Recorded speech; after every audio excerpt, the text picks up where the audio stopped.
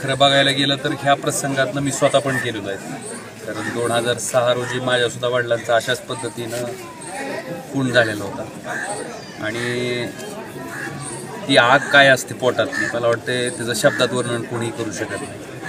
आणि ह्या घटनेचा तर करावा तेवढा निषेध आणि खरं म्हणजे कशा शब्दात ह्याला बोलावं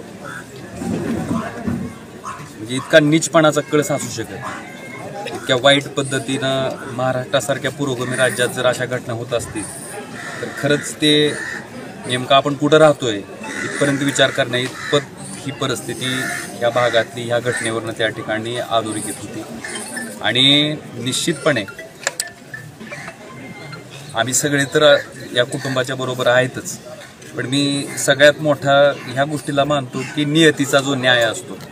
कारण अशा पद्धतीनं कुठल्याही लेकरा बाळाचा घेतलेला तळतळाट हा इतका वाईट असतो की ते परमेश्वर त्याला भोगायला लावल्याशिवाय सोडत नाही आणि ते निश्चितपणे भोगावं लागणार आहे. ज्याच्या त्याच्या कर्माची फळं त्यांना नक्की भोगायला लागणार आहेत.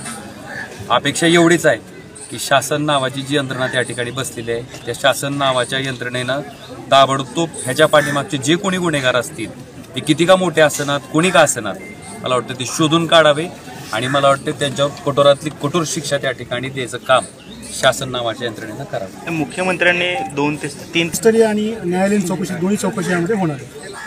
निश्चितपणे आता त्यांनी सांगितलंय त्याच्या माध्यमातून आता मी माझ्या स्वतःवरूनच सांगतो की 2006च्या माझ्या वडिलांची खुनाची घटना आहे. आज 2024 झाली म्हणजे 6 आणि 4 10 10 आणि 10 14 आणि 4 18 वर्ष.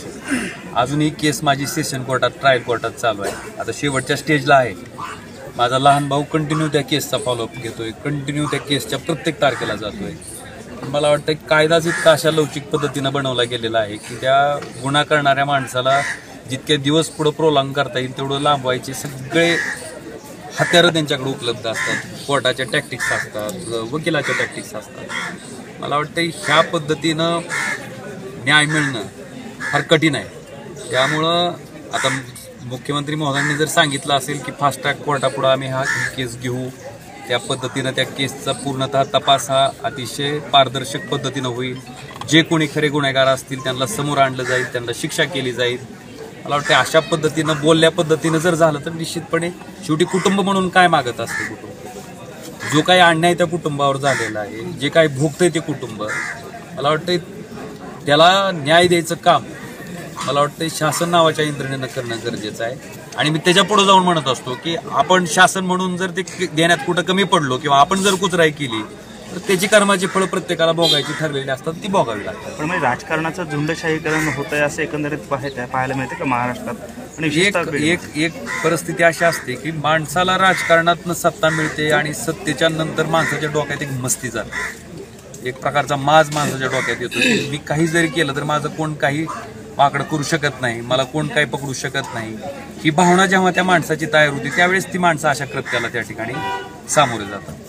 पण शेवटी पापाचा गडा भरल्याच्या नंतर त्याची फळं ही भोगावीच लागते.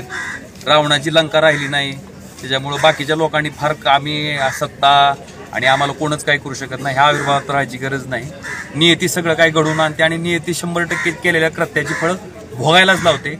फक्त शासन नावाच्या यंत्रणेकडनं एवढीच अपेक्षा आहे की जो काही तपास आहे तो पारदर्शक पद्धतीनं व्हावा आणि जे कोणी हे कृत्य केलंय त्याला त्या ठिकाणी त्या पद्धतीचं कठोरातलं कठोर शासन अशा पद्धतीची शिक्षा व्हावी की भविष्यात पुन्हा कोणी असं पाऊल उचलायची प्रयत्न करू. ओके.